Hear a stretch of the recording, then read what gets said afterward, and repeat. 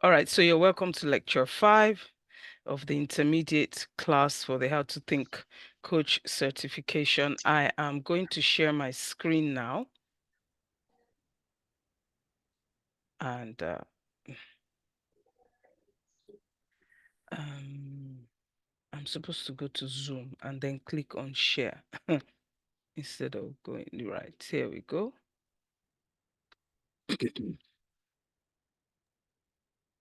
Can you see my screen? Yes, I can. Fantastic. And the other thing I want to say quickly is you're supposed to make money from this during the sessions, not after. So an idea came to me that you should set up a class, and I can help you with that. I keep saying I can, but you don't come back for me to, oh, okay, how do I do this? So I can help you with that. So keep that in mind so that because before the 6 months is over for the intermediate level, you need to have done at least 3 sessions. So that's one every 2 months. To have taught somebody, taught something, send me some message about it, give us, not message, write about it. How did it go? Who are the students? Did you charge for it or did you not?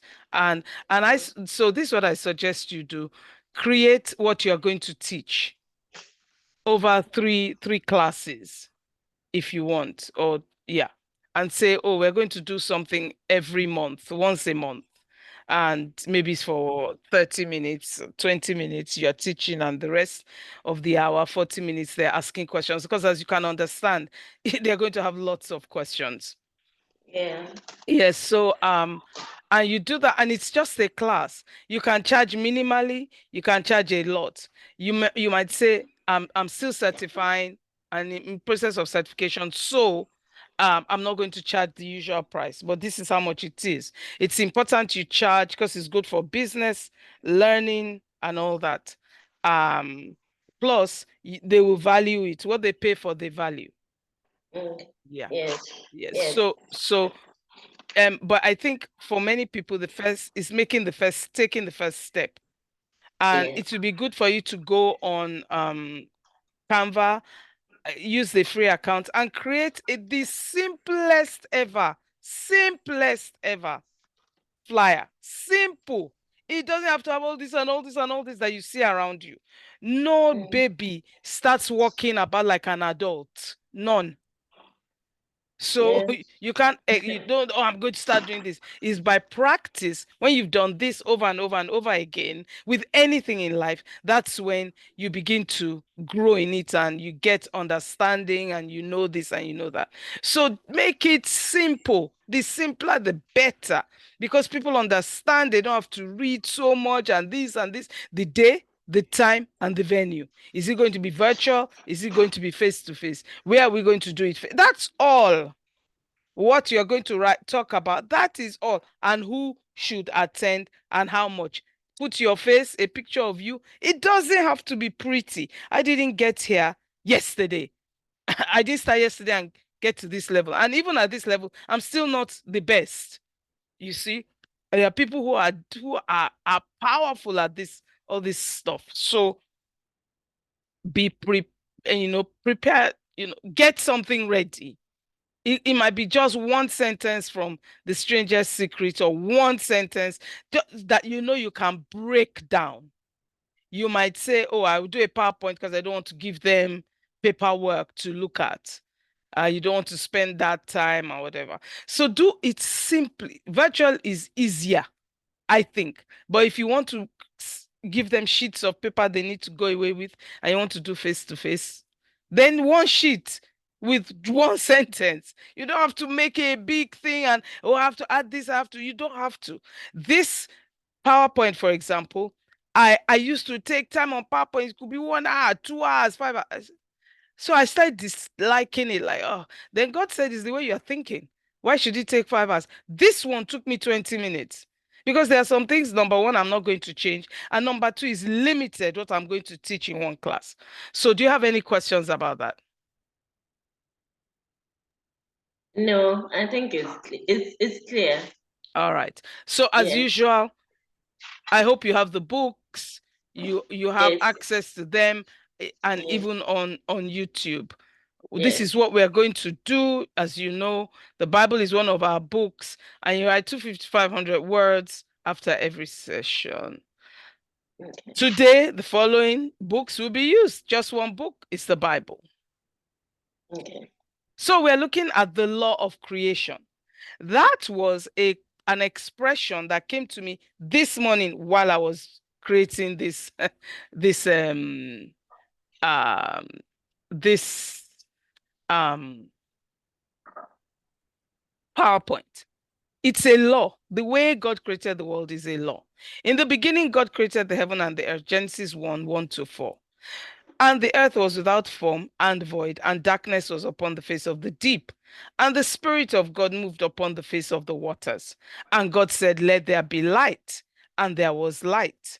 God saw the light that it was good, and God divided the light from the darkness. So some of us can quote it, yeah. But this is where I want us to spend time today, and I want us to have a conversation. Genesis 1 1, these are the words we are going to look at. The beginning, God created heaven and earth. Now, after the hyphen, after every word, the words in bold, that's how they emboldened it in the um concordance. So those are, as far as I understand, those are the real meanings of those words in Hebrew or Greek. In this case, is the Old Testament, so this is Hebrew. So the meaning of, so do you understand what I just said?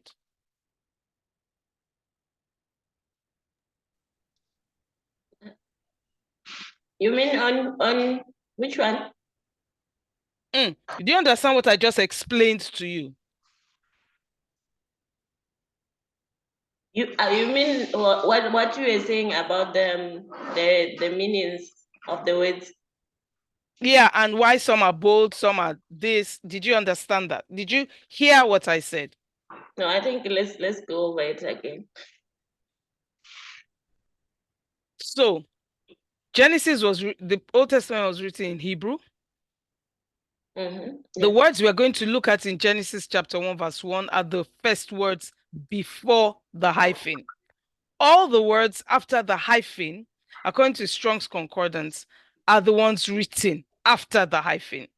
The words in bold after the hyphen are the meanings of the words in Hebrew. Oh. And the reason they're in bold is because Strong says that's the real meaning. Every other Mhm. word in italics that's not emboldened is just this. They use those words as to explain it more. That it can also mean this and this and this and this. It doesn't mean it's not that, but it actually. So let's start. Word meaning for beginning in Hebrew means first. So in the beginning, in the first place, in the first time, in the first order, in the first rank. Do you understand what that means? The beginning is the first. Mhm.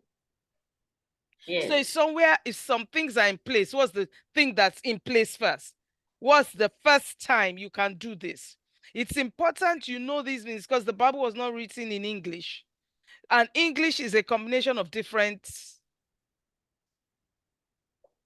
languages.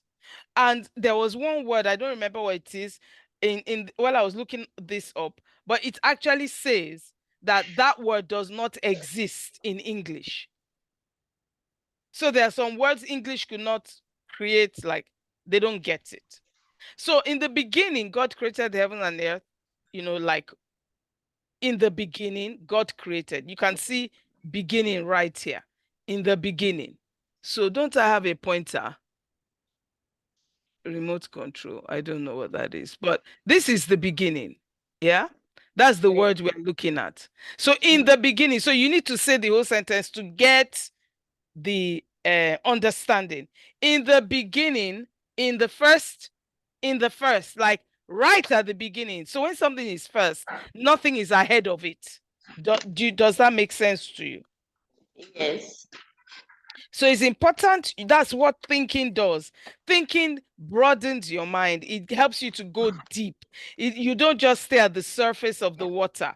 Staying at the surface of the water means you will never see all those great creatures that live underneath. You will never know the fish that live deep, deep, the colorful ones, the kind. You will never see them.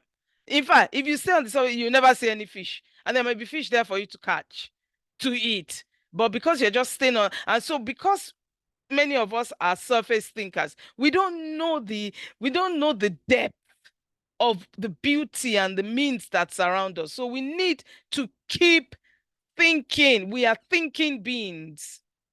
In the first, God created the heavens and the earth. Then that word God, in the beginning, God, right? God. In the beginning, let me use my, it says annotate. I don't know if annotate to help us. All right. So I think I can use, no, that's to draw.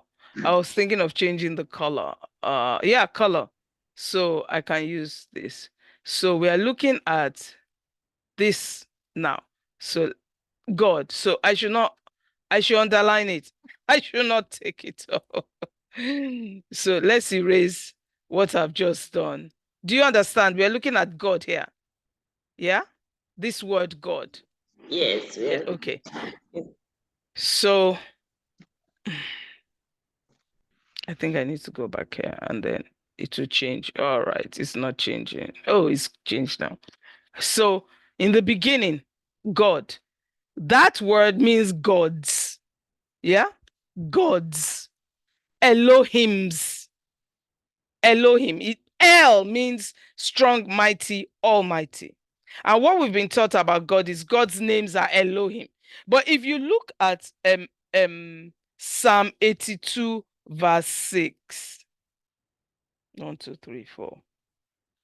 If you go to Psalm 82 and verse 6 now, you will see there is a place where the word Elohim is used. Because I believe Psalm 82, verse 6 is where it says, I have said ye are gods, and all of you are children of the Most High, but ye shall die like men and fall like one of the princes. That's verse 7.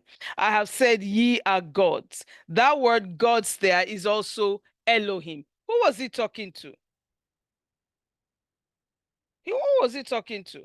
God stands in the congregation of the mighty from verse 1 of Psalm 82. He judgeth among the gods. And how long will he judge unjustly? Is there any other God in this life?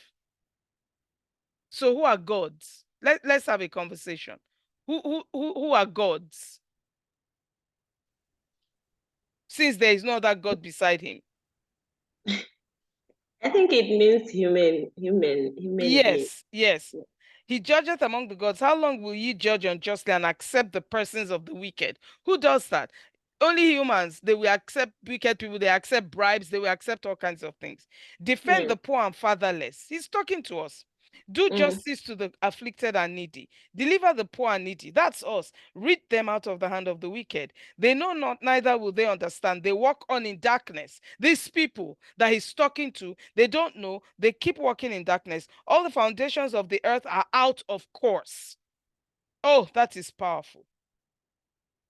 All the foundations. They don't know, they don't understand. They wander about in darkness. Meanwhile, all the foundations of the earth are being undermined.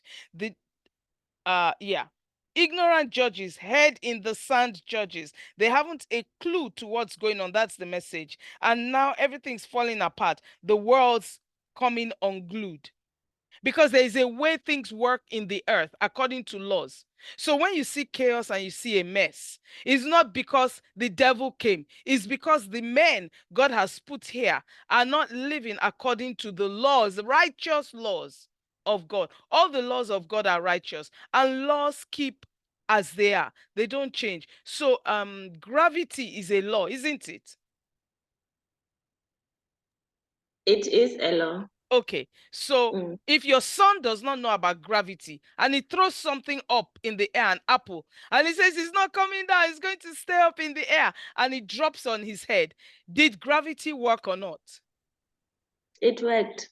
The fact that he was ignorant of it, did it stop gravity from working?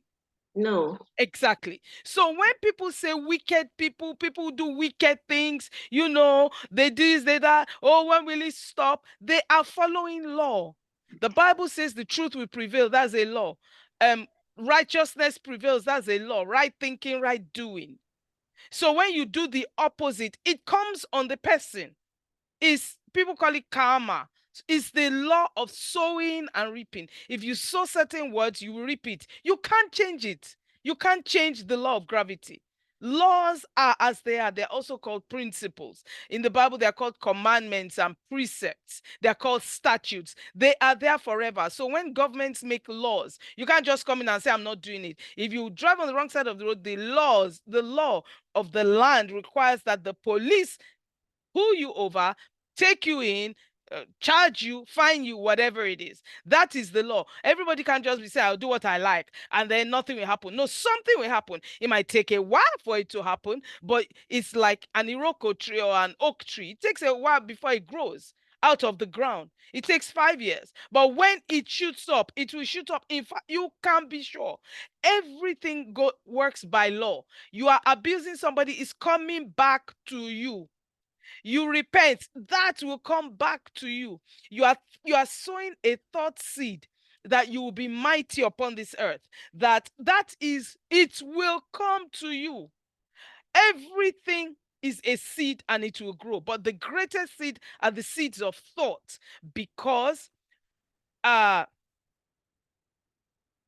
as a man thinks in his heart, so is he. Because before a man talks, he has to think in his heart. And then out of that heart, the abundance of those thoughts become words.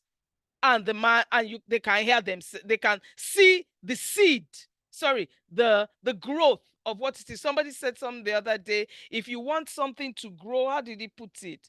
He said, I need to read it. I think it was Chris Duncan. I was listening to him the other day, and he put it this way. um uh how do you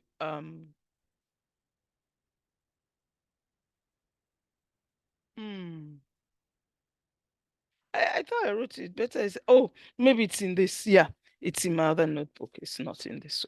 So I wrote, you don't get what you, no, not you don't get what you meant. The only way to be the seed that is growing into the forest is to plant yourself in the place you want to grow. The only way to be the seed that is growing into the forest is to plant yourself into the place you want to grow. So instead of staying afraid, because fear is baseless, fear, it is baseless. It has no foundation. That's why fear debilitates people, kills people. The Bible says fear has torment.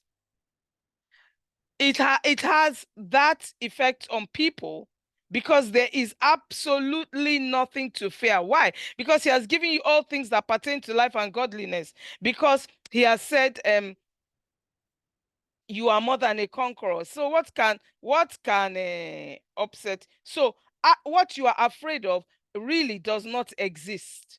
You are the one, oh, this happened, that happened. It doesn't. There is no fear in love. First John 4:18. But perfect love casteth out fear, because fear hath torment.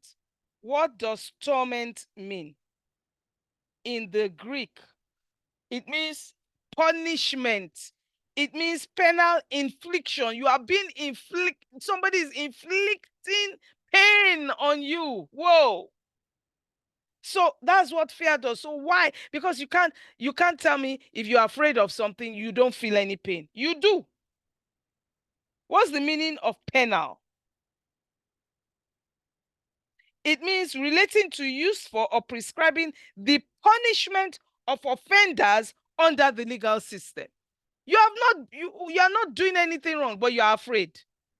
So you are punishing yourself by thinking fear and sitting down at home and still not doing anything about what you know you should do. Oh, if I put this here, hey, because your thinking has kept you there, but you are thinking fear, and so you are punishing yourself, and you don't like how you are, but you still stay there. That's a choice everybody makes. So I was looking at the book Elohim's in Ephesians, in Psalm 82 verse 6, and it means gods. It's the same thing. Ye are gods. Have I not called you gods? You are strong. You are mighty. Okay, so let's go on. And we're looking at the word created now. This one. All right. Oh, created. Let me use this. And this is the word we're looking at. Oh, okay, what's this? Then we can use big. Then here. So we're looking at the word created. This one. Do you see it? Yes. All right. So I'm doing all these beautiful things. I'm feeling cool. Yeah.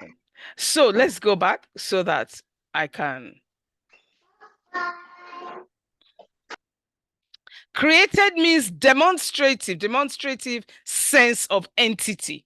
So when we say what's the entity, that means what's that thing? Or we say, oh, excuse me. What's the entity? Or it also means self. Think about that. In the beginning, God created. What does that mean? What does entity mean?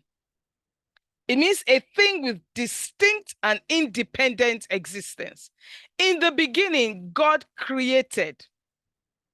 God created entity. What does entity mean? A thing with distinct and independent existence. So, what did God create from what I've just said?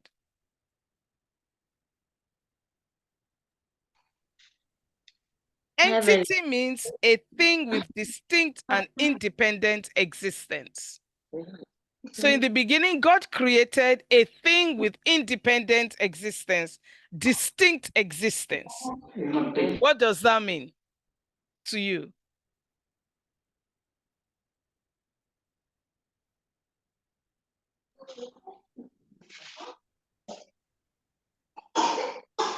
I think it means that in the beginning, God created something out of nothing. Yeah, but let's use the word entity. That means and self.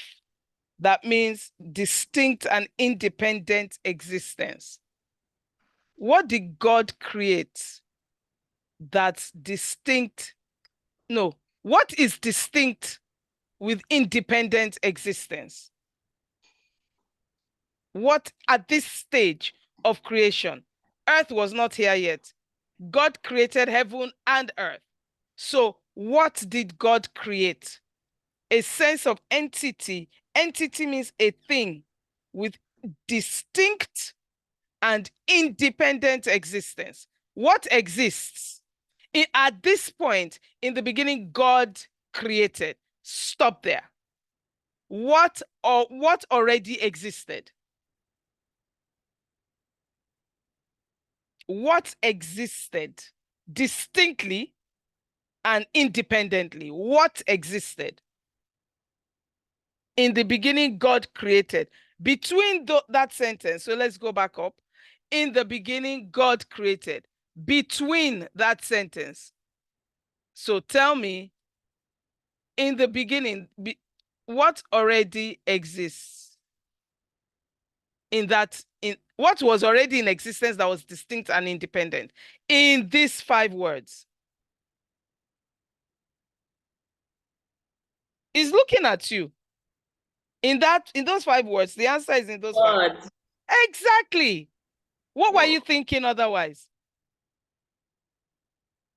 No, I think the question was just confusing me, not that I was thinking otherwise. Oh, okay. I didn't ask it well. Yes, but when you explained it, I could get it now. I don't know if you were not explaining it well or I'm the one who wasn't getting it well. Okay. Yes. So we know now that God exists, was the only one in existence.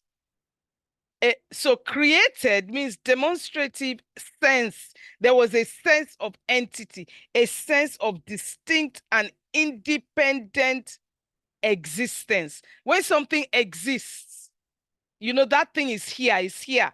The tree exists, you exist, your son exists, your workplace exists distinctly and independently. And then the next two words of the word, meaning of the word created is properly. It means self.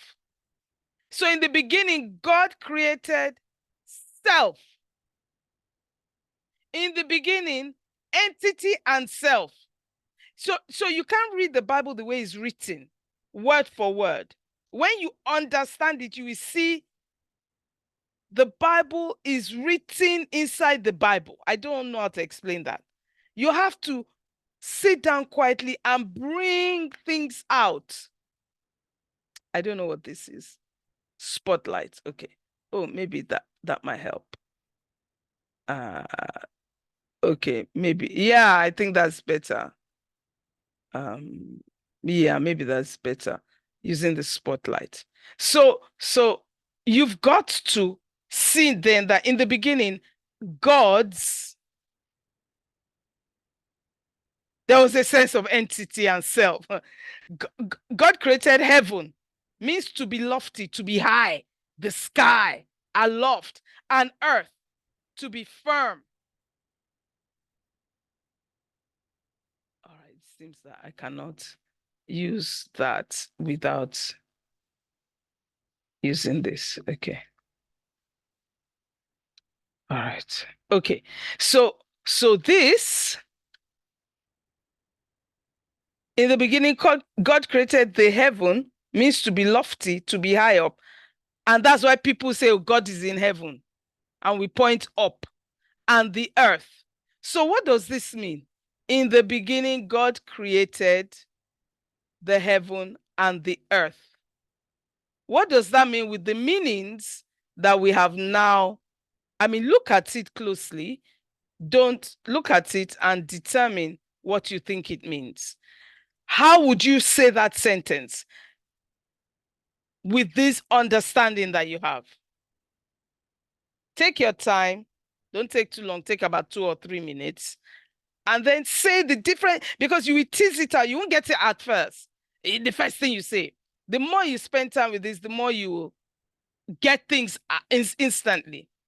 So in the beginning, God created heaven, earth. How would you put this sentence in your words with this new understanding?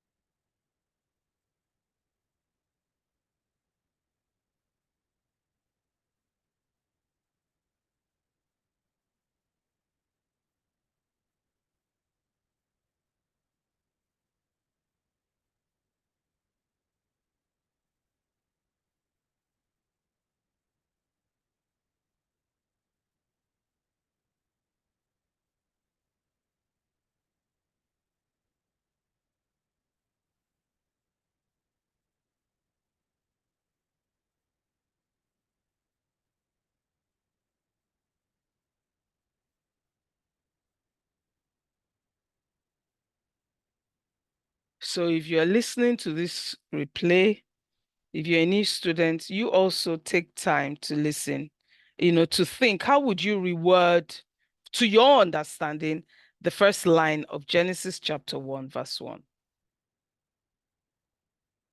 for your own understanding, using the meanings of these words.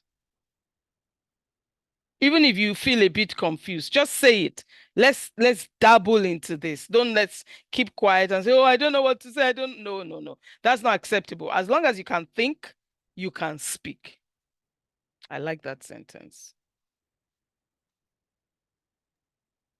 Okay, I'll say before heaven and earth came to existence, first there was an independent entity called God.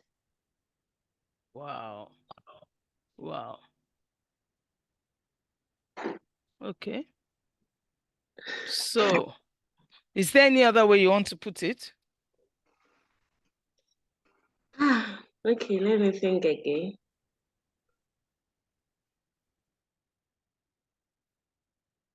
Okay. Sorry, I didn't hear that part. What did you say? Label? It, I said, which is part? there any other way you want to say it? I said, let me think. Okay, okay, okay.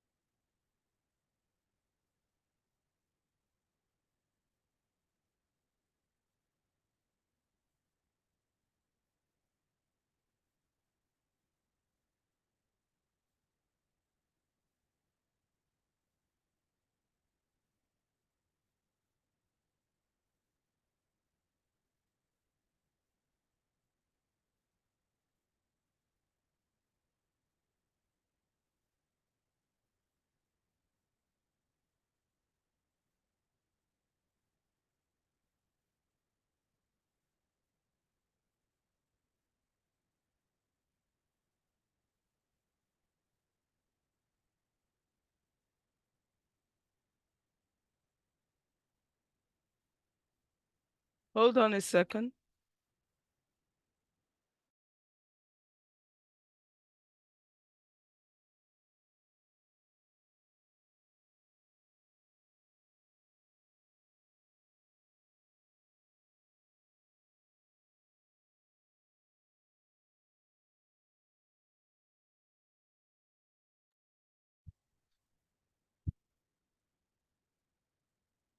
Some of you listening might want to pick up your dictionary. I always encourage use your online dictionary, offline dictionary, hardcover dictionary, whatever. Use look up the meaning of words, look up the etymology. Etymology is spelled Etymology. Etymology.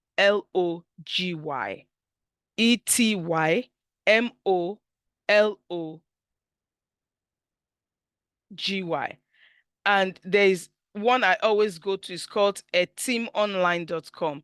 etymonline.com. etymonline.com is one word, etymonline.com. So that will really help you to understand some words. Only the ones that you feel you want to understand, not everything. Because if you look at too many, you might just get all muddled up. So I do it one by one, and I leave the rest because I need to get that one. Then I can come another time and say, okay, with the limited understanding I have about a few of these other words, this one I know deeply, and that totally changes the sentence for me.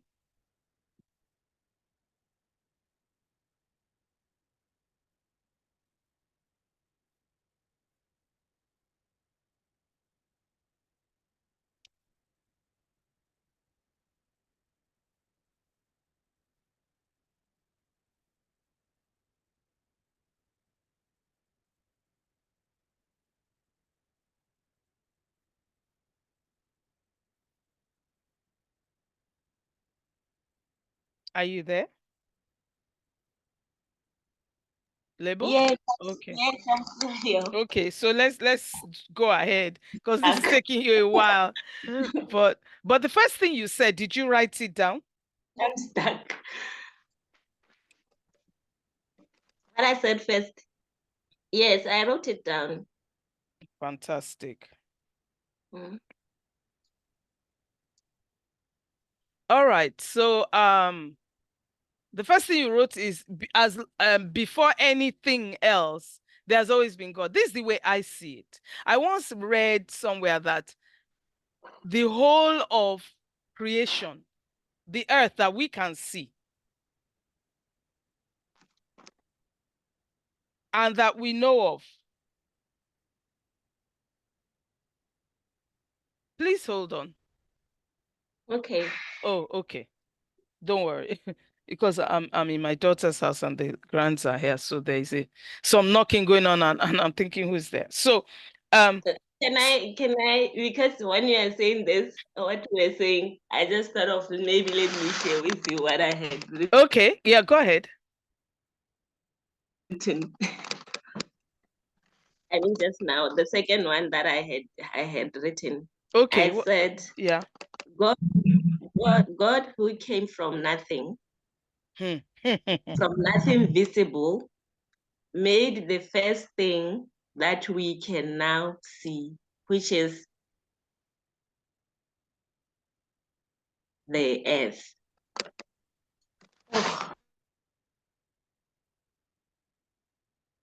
Which is the earth. Okay, correct. You've left.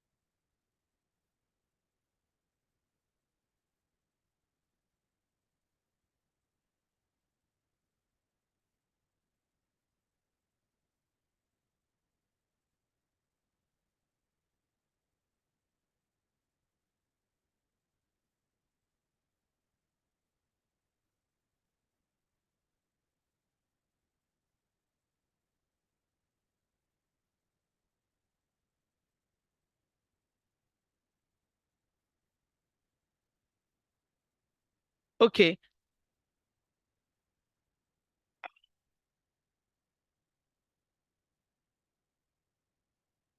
I shall continue teaching because it seems as if labels online has, just gone off. She's gone off. So I want you to consider the word created because that totally puts a different spin on what we understand that word to mean. All right. So I went first of all went to the dictionary on Google, and it comes from the Latin word creare. Creare.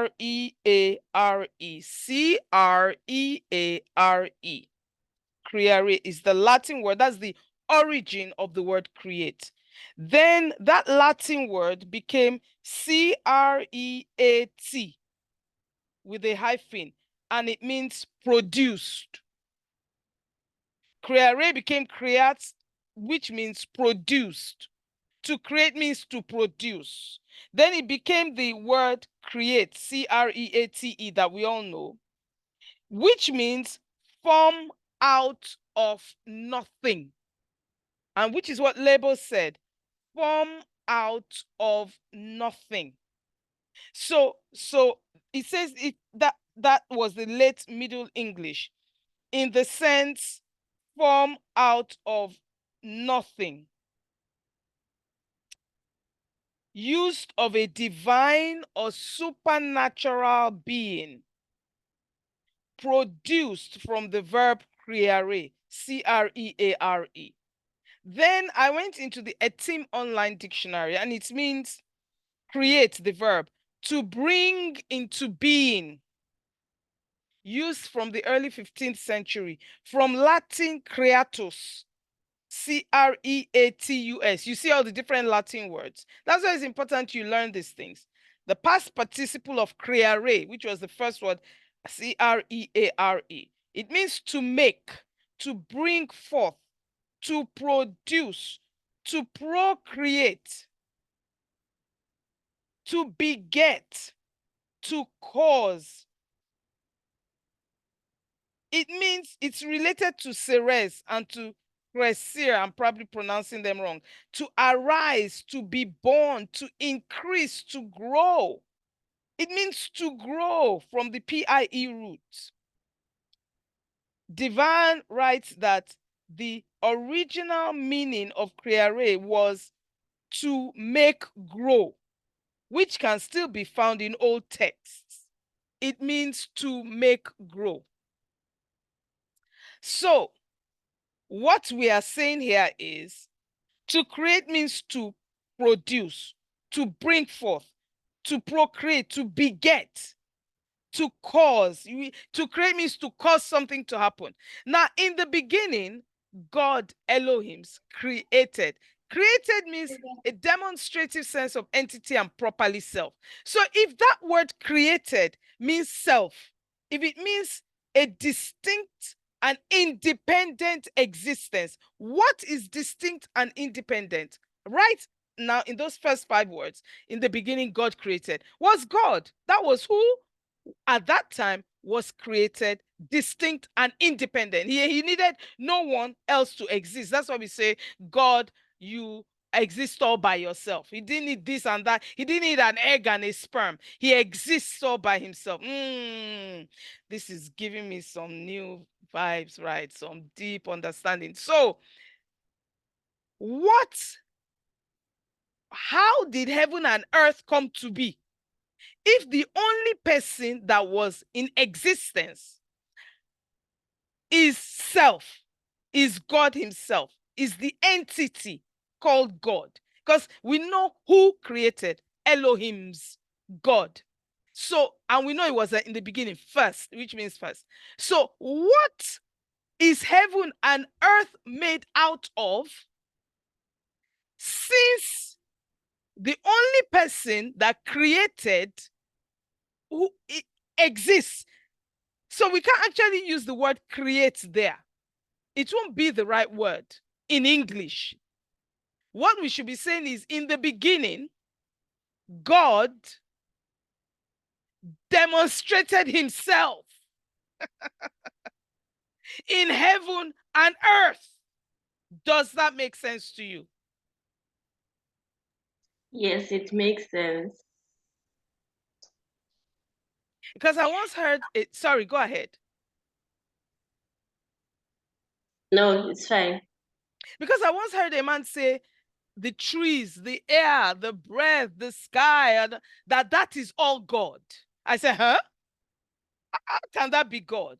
But when you look at these first 5, that's why we take time with scripture. We don't just read. If you want to keep reading every day, you can, because that's how I started. Every day I would listen to book of Proverbs. Then I said, okay, let me read a 10 chapters a day. Then I learned, because I learned that from Gloria Copeland. Then I learned, no, it was Mike Murdoch, and then I thought I want to read then I saw in the YouVersion app, you can read the Bible in 90 days. You can read the Old Testament New Testament in 40 days. So I started doing it.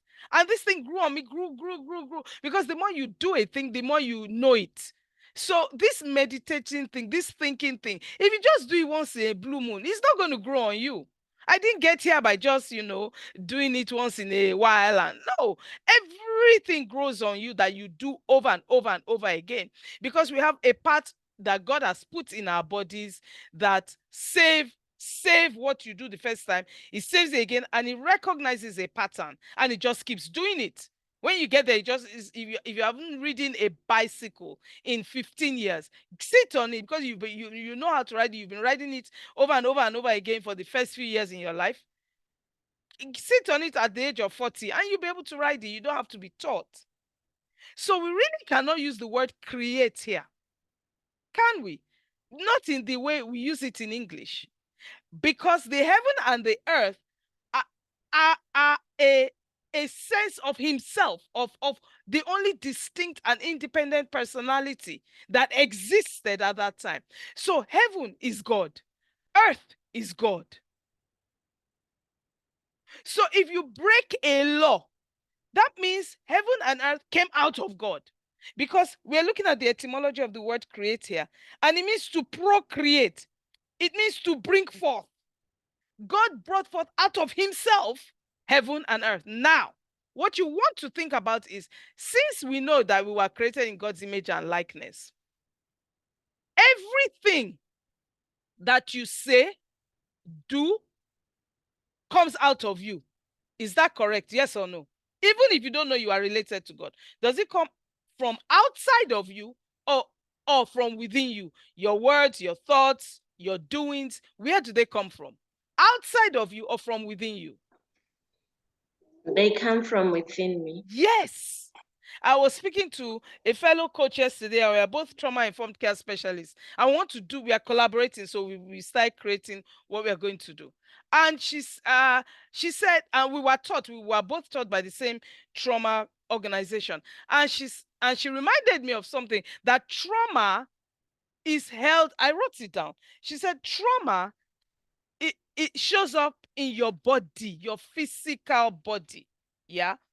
Um, the impact of trauma on your health, it affects your emotional eating, um and your personality, because trauma is held, the body is designed to move, and trauma is stored in the body.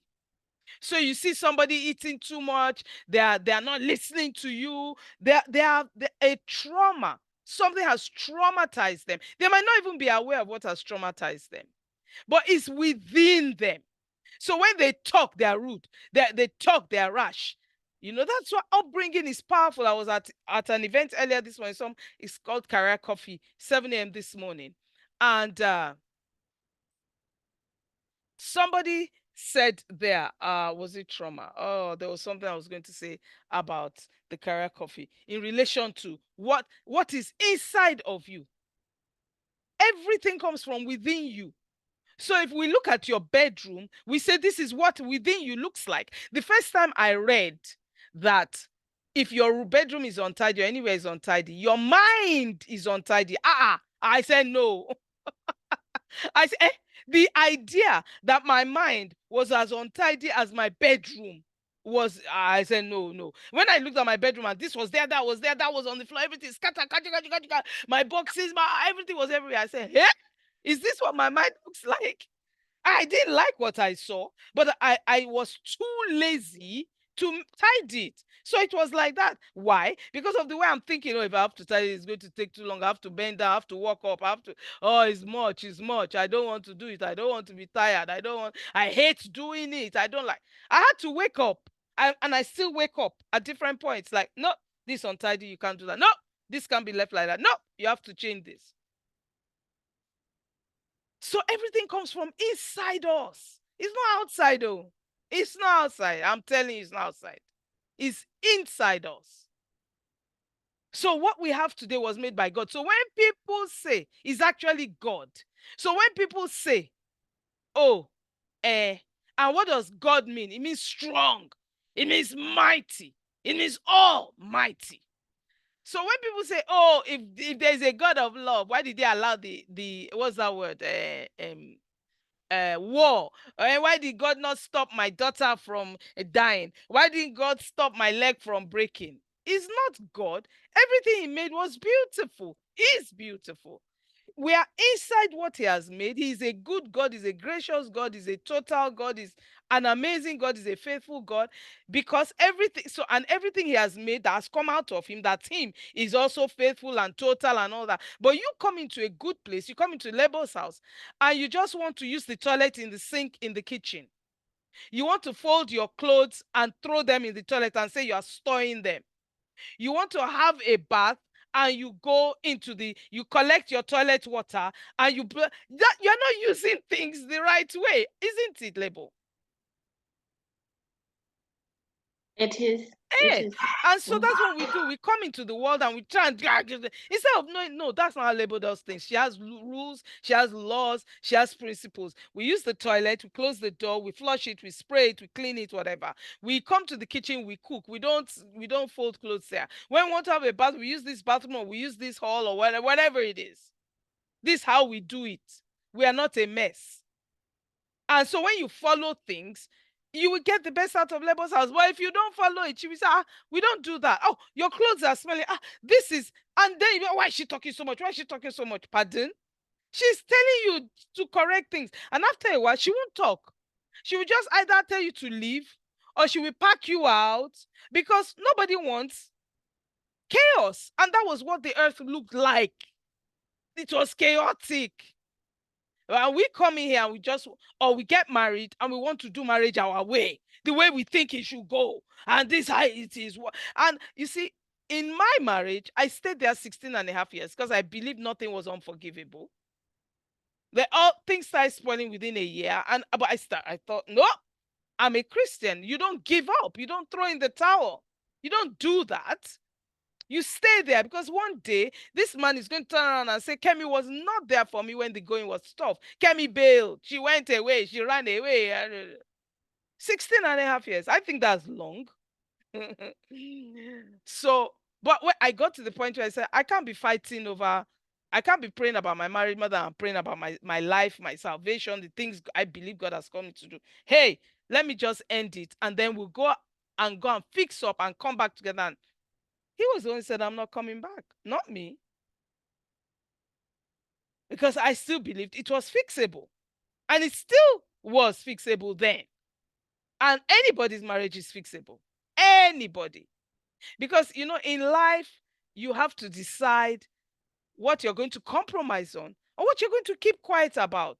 But you are going to be happy. I think the mistake many of us, especially women, make in marriages, we become sad. We live via emotions. I know because I did that. There were times I did that. I was, I'm angry. I'm fighting. I'm shouting. I'm screaming. No, I'm not going there. All emotion, emotion, emotion, emotion. I lived by it. I wasn't led by anything else but my emotions. Up today, down tomorrow. 2 o'clock, I'm great. 2:15, I'm not. That's emotion. That who lives like that? That will give anybody mental ill health. No wonder I got to a point where I said I'm going to kill myself. I wanted to jump and kill myself. Yeah, of course you will think like that. Huh? When you are being led by, you're up today, down tomorrow. At 2 o'clock you're down. By 2:05 you're up. Then 3 o'clock you're sad. Somebody said, "Oh, one day I came back from work and I was just moody," and I said, "Control it." We say it as if I have to be moody. We don't have to be. We can control whatever we choose to control, or we can live that way.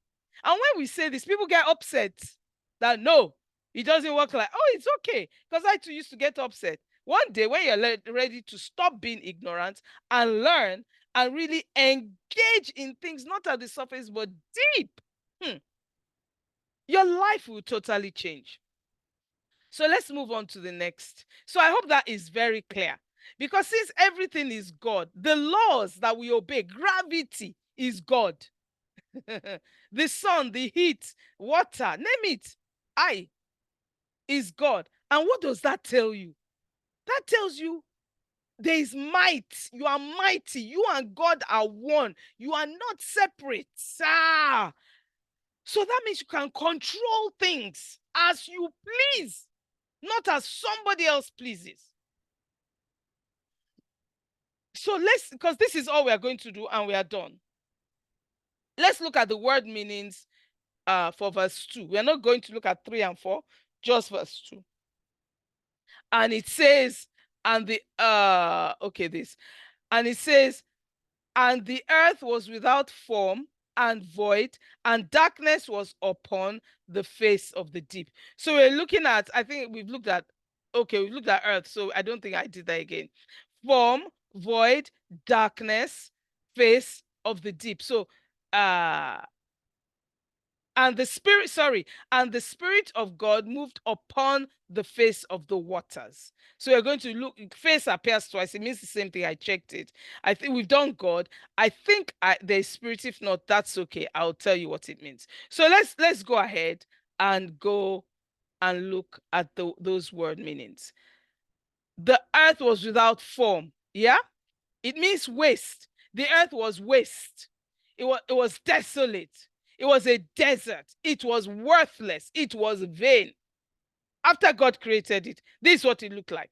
So there was one part, heaven, that was high and lofty and all that. But the earth, the firm earth and the solidity, was a wasteful place.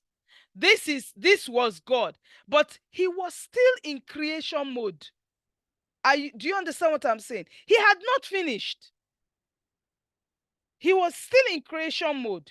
So one part was amazing and one part was not. So he had to make the part that was not amazing amazing, because he is amazing. Void means to be empty, vacuity, indistinguishable ruin, as in it was such a mess you couldn't even distinguish it. Like, this is the head. You couldn't see it. Dark, it was dark. Darkness, it was misery, destruction everywhere. Death was there. Ignorance was there. Sorrow was there. Wickedness was there. That was that earth before God, before the Spirit of God moved. That was that earth before the Spirit of God moved. So we go into the dark, misery, destructive earth. We go into death and lack of knowledge, which is what ignorance means, sorrow and wickedness. We go into an earth that God has already changed. When we go into all these words, oh, that was a dark time in my life. I was in misery. Everything was destroyed around me. I was in sorrow. What's all that? It doesn't exist. Face as the part that turns. So it's a face. When you turn left to right, up and down, that's the face. It's talking about the Spirit of God moved over the face.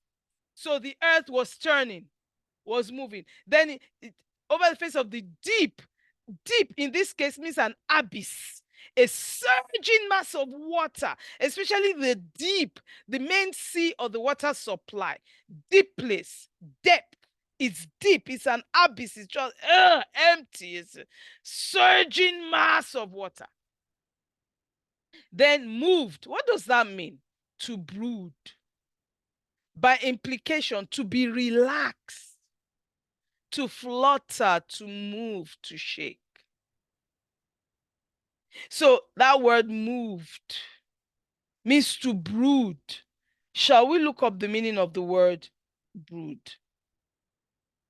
All right. Let's look up brood. It's important you use your dictionary. I keep saying that. Brood. It means inclined. It means inclined to incubate eggs. It means brood of a hen inclined to incubate eggs. It also means engaging in or arising from deep thought. Engaging in or arising from deep thought. So let's look at Genesis chapter 1, verse 1, verse 2, in that wise, arising from deep thought. What are the different translations? What do they say? The GNT, Good News Bible, says the earth was formless and desolate. Are you still there? Yes, I'm here. The raging ocean that covered everything was engulfed in total darkness, and the Spirit of God was moving over the water. The CJB, Complete Jewish Bible, says, and the Spirit of God hovered over the surface of the water. And waters means, do you see what waters means? It means water. Figuratively, it means juice. When you use a euphemism, it means urine and semen. Urine and semen. The Spirit of God was moving, hovering, brooding over the face of the waters. That was the Amplified Classic. The Message says, and God's Spirit brooded like a bird above the watery abyss. What does brood mean again? Engaging in or arising from deep thought. Let's see if there's an etymology of it here. Okay. I would need to write etymology. Yeah. No, not broody, brood. Old English brood, Germanic origin, related to Dutch broed and German brood, also to breed. To breed. The verb was originally used with an object, that is to nurse feelings in the mind. Woo, woo, woo, woo, woo. A figurative use of the idea of a hen nursing chicks under her wings. Whoa. The etymology of the word brood, Old English brood, offspring of egg-laying animals, hatchlings, young birds hatched in one nest. This is the etymology. From Proto-Germanic brood. Etymologically, that which is hatched by heat. Hey, that's incubation. That's what incubation means. There is a certain temperature. That which is hatched by heat. Yeah, yeah, yeah, yeah. To sit on eggs for the purpose of hatching them. The figurative meaning, meditate long. Incubate, to incubate in the mind. Ah! Ah, so the Spirit of God moved over the waters. He was he was incubating in his mind. He was applying the necessary heat. Does this make sense to you? To change what was waste, what was empty, was dark and destructive and ignorant and wicked and sorrowful, an abyss. Mm, to change it. Do you see what I'm saying? Look at this. I had not looked at the etymology before I did this. I got an understanding. What do you have to say about verse 2, first of all, before I move forward?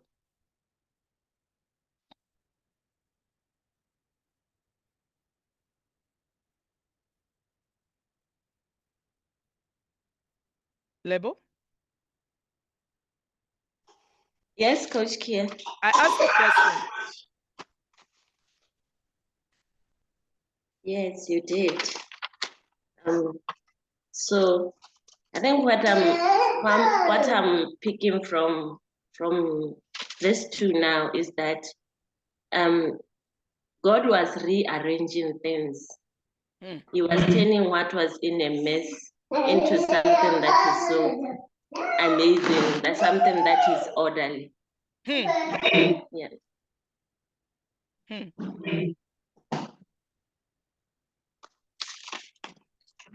Yeah, anything else? No, I think I'll stop there for now. So, and he did it how? How did he change things to orderliness? How?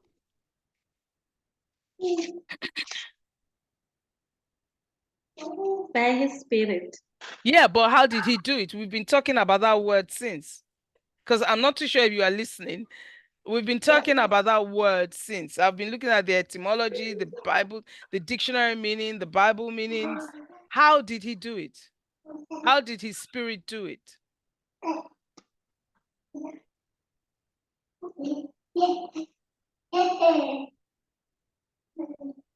The spirit of God was hovering Yes. over. Yes. Yes. Hovering, he moved over the face of the waters. Yep. He moved, he brooded, he Yeah. incubated, he meditated, he moved in a relaxed manner. Because what we looked at here is the Oh, yeah. I is love the that one. the In Hebrew a meaning relaxed manner. moved to brood, by implication to be relaxed. He wasn't anxious. Oh, what are we going to do? He wasn't doing that. It was, you don't incubate being anxious Yeah. because you won't be able to. You have to sit still. When you see a chicken with their eggs, they sit on it quietly, on all the eggs. And it says at a certain temperature. To incubate to brood means to incubate at a temperature it says to apply heat.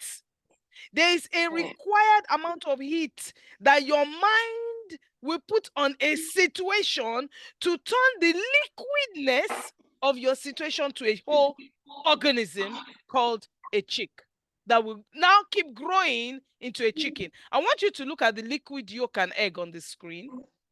I want you to look at it, and I want you to use your hand to cover the chick. Use your hand to cover it so you are not seeing the chick. Have you done that? Yes.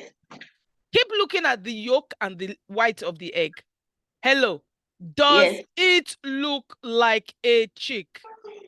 No, not at all. Imagine that a chick comes out of this. Can you see it? Can you see a chick here? No. But you know it's going to end up like that, yes? Yes. Yes. Okay, so take your hand off the chick and you look at the liquid and you look at the chick and say, how? One thing God did not do was say, how? What did he do? He applied the heat to the liquid, to the darkness, to the waters, the liquid. to make what we have today. He did not focus on the issue, the darkness, the mess, the destruction, the sorrow. He did not. He focused on the chick, that is what he wants it to look like. That's why in verse 3 he said, let there be light. He didn't say, darkness, go away. This, go away. Sorrow, ignore. No, no, no, no, no, no, no. He focused on what he wanted. When a hen hatches eggs, she knows her babies are in those eggs.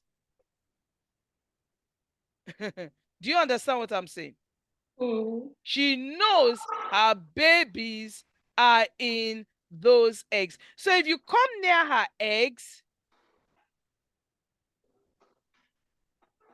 she will, if you come near her eggs, she will chase you away, won't she?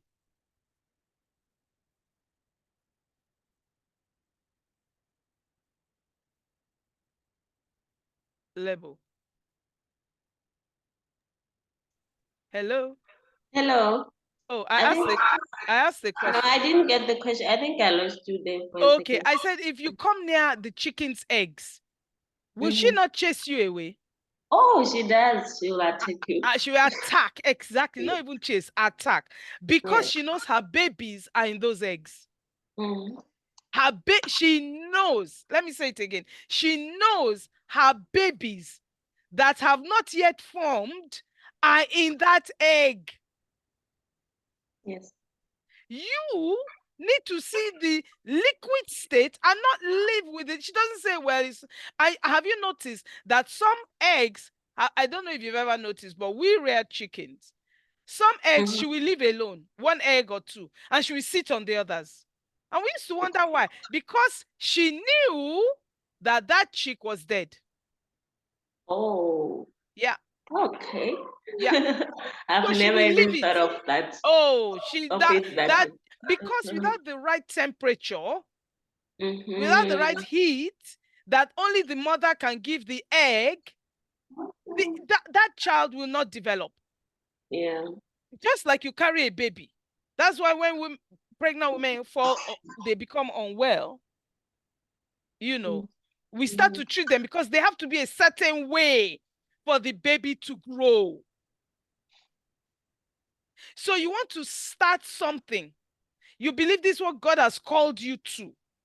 You are looking at the liquid egg. You've got to see your baby is there. For example, it's just a sperm and an egg that connect in a woman. You have to see them under the microscope. You can't see them with your naked eyes.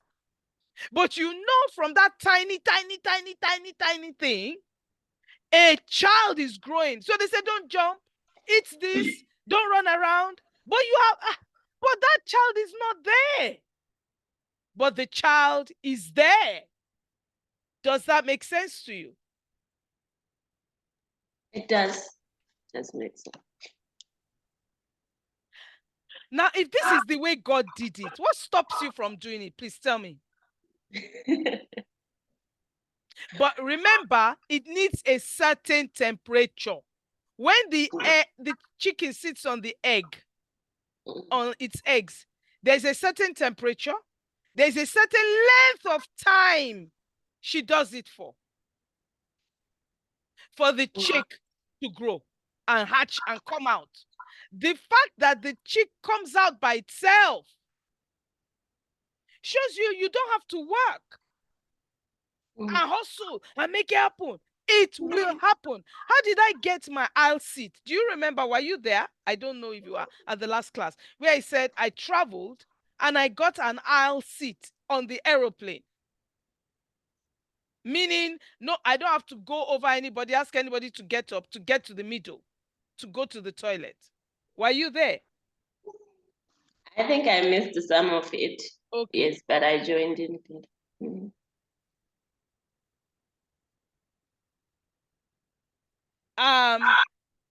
I didn't allow you to choose your seat if I was in economy, so it's only 24 hours before. So, and you can pay for seats if you want to choose it earlier, but you pay.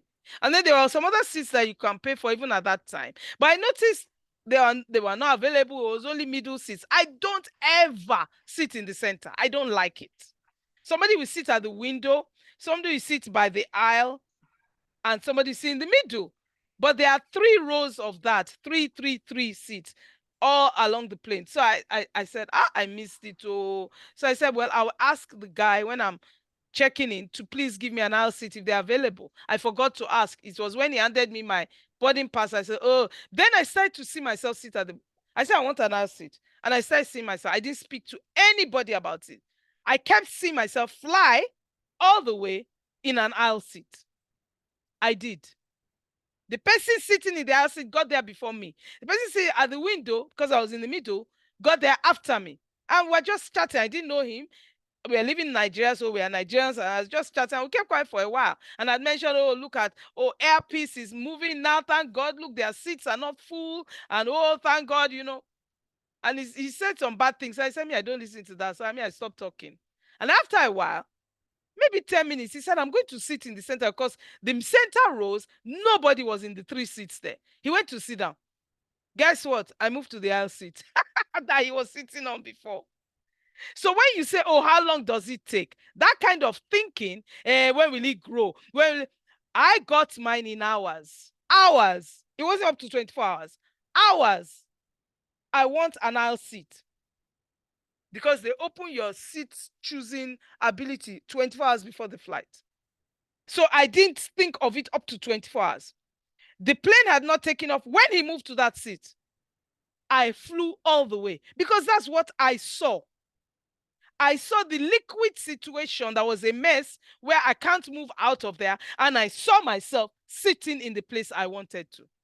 When I landed and coming back, I wanted to be picked up, but I had not sorted out my UK number, I had not done all kinds of things. So I said, "Oh, I'm not going to have Wi-Fi. When I get to the station, I'm going to have to hotspot on a stranger."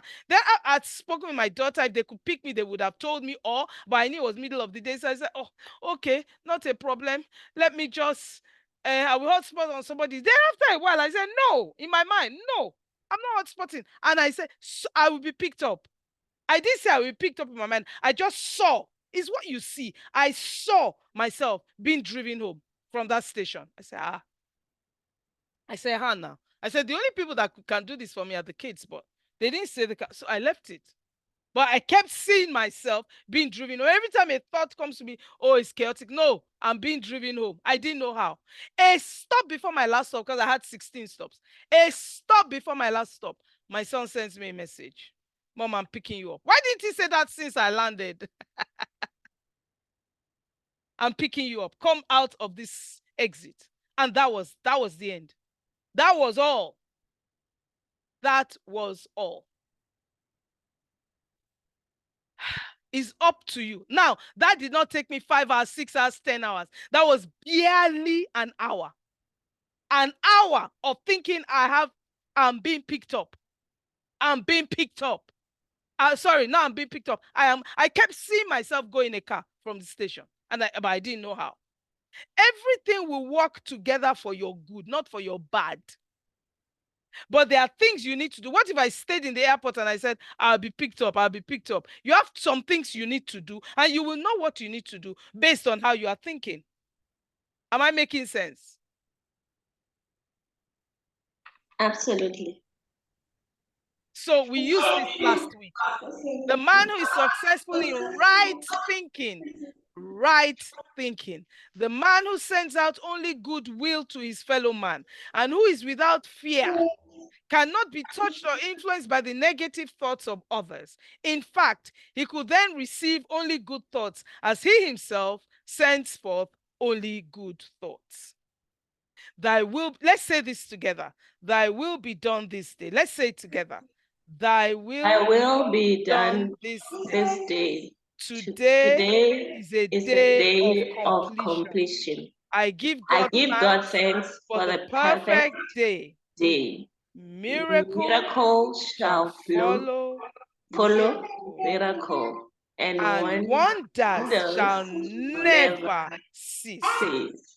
Next one, I I have have a a wonderful wonderful work work in a in a wonderful way. way. I I give give wonderful service service for for wonderful wonderful pay. pay. Fantastic. And you need to say that.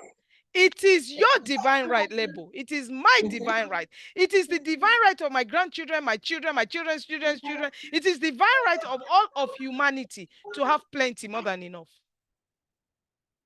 And when you know that you can create it by thought, by brooding, by applying the heat required, simply by sitting in a relaxed manner and thinking on it how you want it. So the first step is, how do you want it? You must be specific, you must be clear.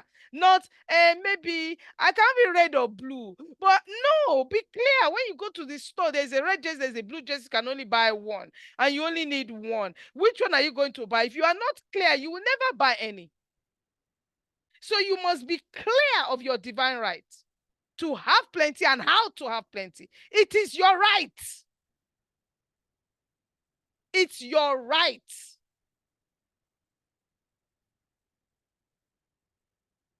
So, ma'am, we've gone over. I hope this for me is major. That egg to the cheek, I got it only yesterday. I said, wait. Yes. I wrote it this morning. Yesterday, I had a huge revelation that had been staring me in the face my entire existence. It is this, that thoughts are so powerful. That is meditation, incubation, brooding, concentrated effort of thought on a thing will transform it. Not change it, transform it.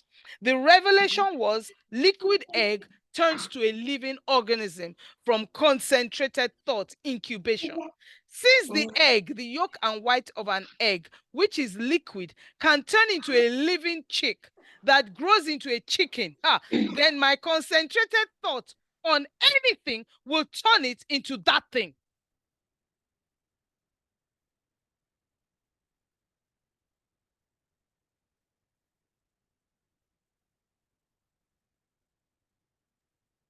Coach K? Yeah, did you hear what I read?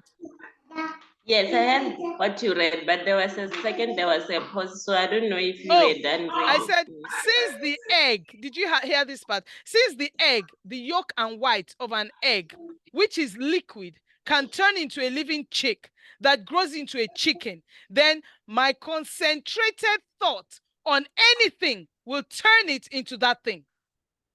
Yes. Because the chicken sat down and brooded, and chick came out. What else is left now? Concentrated thought, applying the necessary heat, incubation of the mind through thinking on what you want to happen, not what is happening, what you want to happen. That's why God said in verse 3, let there be light. He didn't say, oh, all the laws should change in the land so that we have money. No, let there be light. I incubated, I saw it. I am sitting in an house seat all the way I did. Somebody is speaking me and I'm riding in a car. I'm riding in a car. I didn't know which car, I didn't know how. And it came to pass. Everything works together for good for us. What did we read earlier? Let me just go to it so I don't need to share it. We read earlier about not just our divine right, but the part that says, the man who is successful in right thinking. Right thinking is not thinking about the chaos, how my life is. Oh, I can't do the business. Nobody gave me money. I don't. That's not right thinking. Right thinking is what God did. He moved over the darkness, the chaotic mess. He was thinking of what he wanted. Light, man.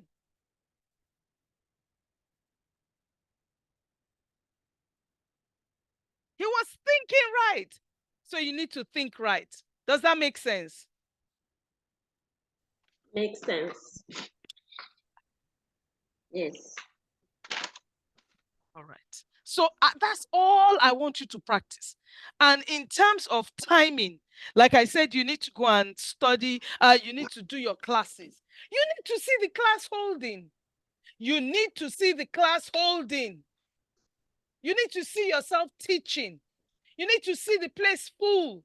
Is it money? You want to be a millionaire this year? You need to see it. Yes. Because that's your thinking. We've just found out that if you apply the right heat, concentrated effort, thinking on that thing, that, as soon as it is ready to happen. Why? Because your thoughts are seeds, and every seed grows. Because there is a law: sowing, then reaping. What you have today is because you have sown it. It has grown. You wanted a job and somebody called. Abi, isn't that what happened? You are thinking, I need to make more money. Is that correct? Correct. Hey, and it came around. Have you seen that? Yes. It came out. Hey, I'm sure you are thinking at a time in your life, my son, he keeps getting ill. Isn't there a way? Isn't there a way? And the answer came. Yes. Yes. So what is it you want? What is it you want? What we are doing, we are spending our thinking on fear. We have created situations in our minds, created that, and that's coming out of you. So you don't want to change what's coming out of you. Don't bother. People call it unlearn, relearn. I'm not interested. I only want to learn. When you learn, you don't unlearn. They give you something and you learn it, isn't it? They don't say, what are the bad things you knew? Okay, let me teach you how not to think on those bad things. Now, this is the good thing. That's not how you learn. In school, they teach you what you should learn. And so you sit on it and say, that's exactly what God did. God did not complain about the situation. He didn't say, oh, this is bad. This is not, God didn't do that. He went to what he wanted. Question. First thing before you meditate, what do I want? Draw it, write it. Let it be as grand as ever, because you will need to remember. That's why you write it. Then you go back to it. You now start seeing it in your mind's eye. You sit down. You see it in all its glory. This is built. That is done. Somebody calls you, pays you to. I've seen some major things. I said to somebody, you have not sold your 10,000 pound coaching program. I said, how about your 250,000 pound coaching? I didn't say dollar, I said pound. And as I said it for myself, I saw somebody take me up on it and paid me. Hey, I said, come on. I flew in a helicopter. I took the person with me to a retreat in a helicopter, 3-day retreat. And I poured it into them, this thinking thing. They are billionaires. Because you are not going to make $1 million selling something for 10 pounds or $10 in 1 year. You can't. So the place to start is to dream, meditate on it, see it. Not, oh, how will I get it? Then before you know it, somebody is calling you. I heard about you, and you will be wondering how. People call it the law of attraction. You are attracting it to you.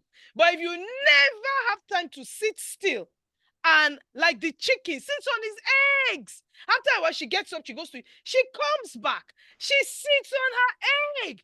But what many of us do is we get pregnant with the idea, like we get pregnant with a baby, and then we throw the idea out because we start to be afraid. Is exactly what will happen to a physical baby in a person's body who is, hey, I might lose it, I might lose it. And they lose the child.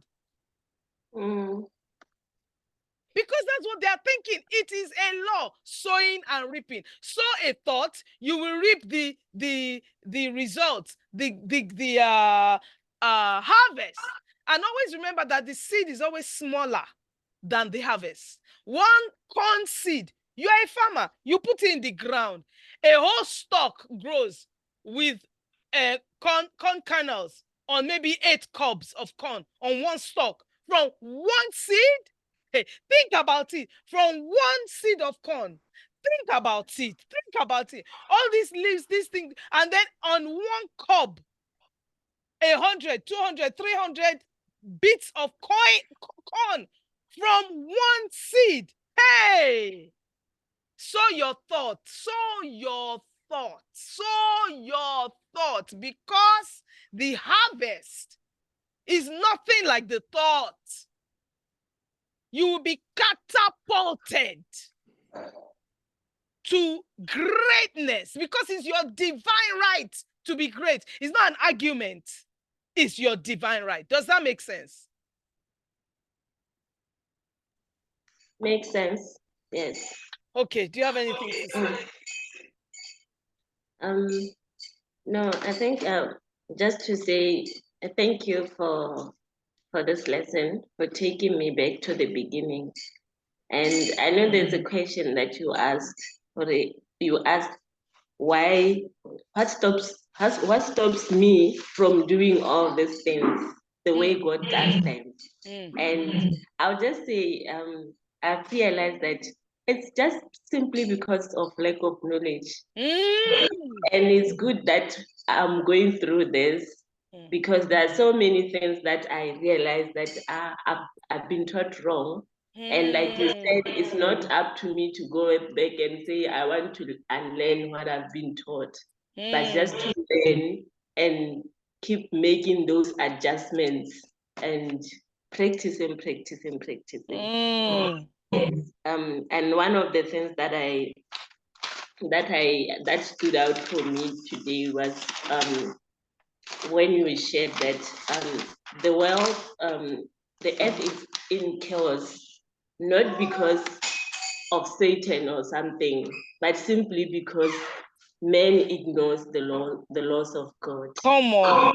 Yes, and this is something that, even today, when bad things happen, people always want to run to say, it's the devil who does this, the devil who does this. But we tend to forget that we are not living according to how we were created to live. So just to say thank you for this. And like I always say, hearing it for the first time is never easy. You kind of getting like, really? But when you go over it time and again, it starts to build up in you, starts to build up. Yes. So thank you so much. Yeah. You're most welcome. I just appreciate the fact that you are here and you keep plodding along with me, something I've never done before. People think, how will I do it? I've never, is it start? A lot of what I do, I've never done before. Yeah, and So, I tell you, with every class, I think with every class that we do, not only this one, but even the master classes that we do outside of this class, yes.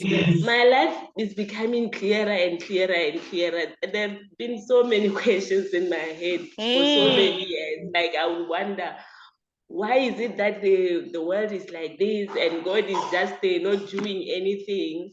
But then I begin to realize it's not up to God. God has finished everything. We are the ones who are not living according to how He created us to live. Exactly. Yes. Exactly. Yeah. Now, And now, now that thank you I know. for agreeing to do this mission. Oh, sis. Yeah. Because I was told to do it, and I was, oh God, I was dragging my. I said, no, I'm putting it out. The whole flyer was a mess. It doesn't matter. And then Mm, four people jumped on it, and you are the only one who stayed. And then I said, well, God, look at it. Nobody's. I said, if it's 1.5 people, I'm doing it. If it's half people, I'm doing it. yes, Now we yes. are getting a second student. So he said, Wow. oh God, how will I start? We are intermediate level. He said, don't you have recordings? Give her the recordings, then do one once every 2 weeks with her to just, go over it. What did she learn? What does she want to ask? Oh, she's listening to it. That's true. She signed up. But what if I didn't put it out there? Yeah. You don't know. You Yes. don't know. And let me Yeah. talk to you about quickly about dreams, prophecies, that this is how we have grown up. Oh, you will be this, you will be that. God is calling you, God is enlightening you. It is all true. The reason it doesn't come to pass many times is because we don't believe it. We are trying to see it in the physical realm. A spirit of God speaks to you by the spirit, prophecy, spiritual things, and you are trying to bring it to pass by physical means. It's not possible. But the fact that you've had the dream, you have had the, what's the word? You've had the dream and you've had the prophecy, or God speaks to you by himself, or you have a vision. It means that that thing is there. It exists. Because everything that's said to us already exists in God. Do you see what I'm saying? Because he said at the end, he said God created, and on the seventh day he rested. And then he rested from the work he had made and sanctified the seventh day because he had rested from the work he had made. Made, past tense, rested. I'm not doing anything again. So the Hebrews 4, enter into my rest. Labor to enter into my rest. Some people did not enter into his rest because they did not mix what they heard with faith. Verse 1 of Hebrews 4, let us fear, lest we do not enter into the promise that he has made us to enter into his rest. So that thing is not far away. It's with you. That thing you've seen in prophecy, in a dream, it is yours already. Incubate it. Meditate on it. That's what Paul meant by stir up the faith. How did he put it? Stir up the gift that's in you. Bring it up again, what has been said to you. Bring it up again. Meditate on it. Chew on it. Marinate in it. Before you know it. Even the way it will come to pass, that's what excites me every time. That I don't know how it's going to happen, but I know it will happen. That always excites me. Always, always. How does an egg become a caterpillar? How does a caterpillar become a pupa? How does a pupa become a butterfly? Look at the egg, look at the butterfly. There is no connection. Look at the size of the egg, look at the size of the butterfly. No connection. That is what transformation is. And there can be no transformation without the transformation of self. Be ye transformed by the renewing of your mind, which is what we are doing now. We are renewing our minds with information. That's why his people perish by ignorance. That's what lack of knowledge means in English. When I say in the dictionary, I say, ignorance means lack of knowledge. We can't be ignorant. And just like you said, bad things happen because human beings ignore the word of God. They don't do it. Bad things happen in marriages because we don't do it God's way. He created marriage. Anyway, God is with you. Thank you so much for your time. Thank you so much, Coach K. Have All right, a great day. I don't know if you said you are okay. Let me end the recording first.